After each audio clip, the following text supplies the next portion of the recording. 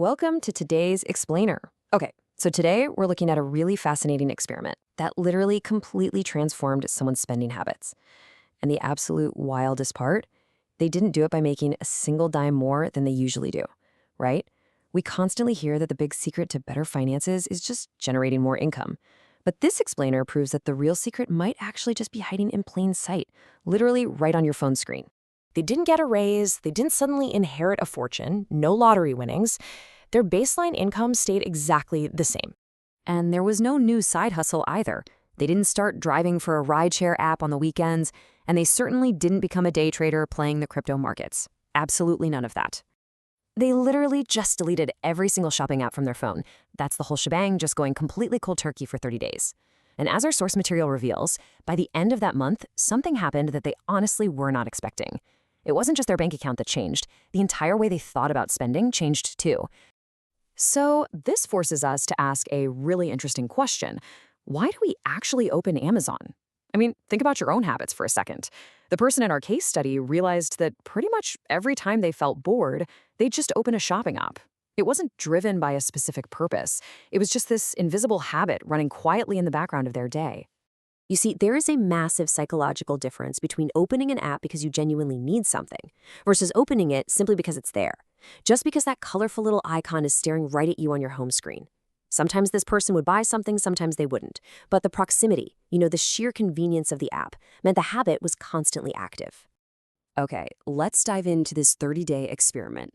Because to break an invisible habit like that, you really have to take visible, drastic action. The rules were incredibly simple, but as we'll see, highly effective. They deleted everything. Amazon, eBay, Temu, gone. But they didn't stop at just the apps. They turned off all shopping notifications and unsubscribed from those relentless promotional emails. They targeted every single shortcut that made spending feel effortless. Basically, if it was a trigger to buy, it was completely eliminated from their digital environment. Now, the withdrawal phase was absolutely fascinating. The first couple of days felt super strange, triggering what we can call phantom swiping. Unlocking their phone almost automatically, just looking for an app that just wasn't there anymore. But look at what happens next. After a week, the urge became significantly weaker. And by week 2, they had completely stopped thinking about buying random products altogether.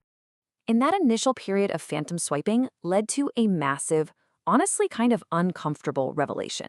They realized, and I quote, "I wasn't shopping because I needed things. I was shopping because I needed stimulation." Wow, that is a powerful insight.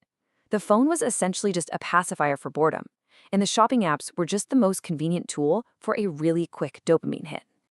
So the really crucial point here is how their behavior shifted later in the month. Without the app right there in their pocket, if they thought they needed something, the whole process just slowed down. They had to physically sit down at a computer, they researched carefully, they compared prices, they read reviews. And the most amazing part? By going through all these extra steps, in several cases, they reached step 4, realizing they didn't actually need the item at all. Which brings us to the biggest surprise of the entire month. Yes, keeping extra cash in the bank was absolutely great, but the real prize was discovering just how much of their spending was simply an automated habit. The money saved was just a symptom. The habit discovered was the actual cure. And this brings us to the power of friction. Let's look at the psychological mechanics of why this detox was so remarkably effective. This brilliantly illustrates what we are literally up against every single day.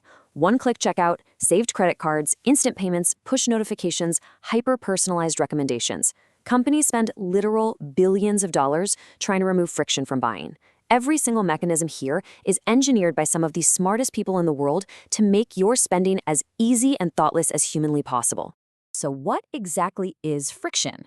Well, by definition in this context, it's the intentional addition of steps or obstacles to slow down an effortless process. The author of our source material realized that the corporate playbook is entirely about removing friction, so they tried doing the exact opposite. They deliberately added friction back into their life, and it worked perfectly. All right, now it's your turn, the 1-week challenge. Our source material beautifully shifts from a personal case study to a direct challenge. And I really want to pass that challenge straight on to you, because if you want to understand your own behaviors, you kind of have to run your own experiment. Now, here is what you absolutely should not do. Don't start with a restrictive budget. Just don't. And don't start with some complicated spreadsheet. If you want to fix a habit, a spreadsheet is not going to stop your thumb from tapping a colorful app icon when you're bored sitting in a waiting room.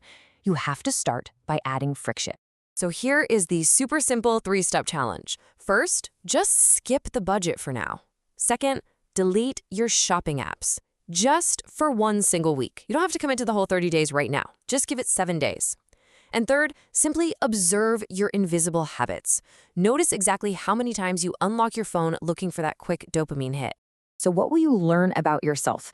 That is the big question I want to leave you pondering today. Because if you take this 1-week challenge, you might just learn something about your own brain that no budgeting app could ever possibly show you.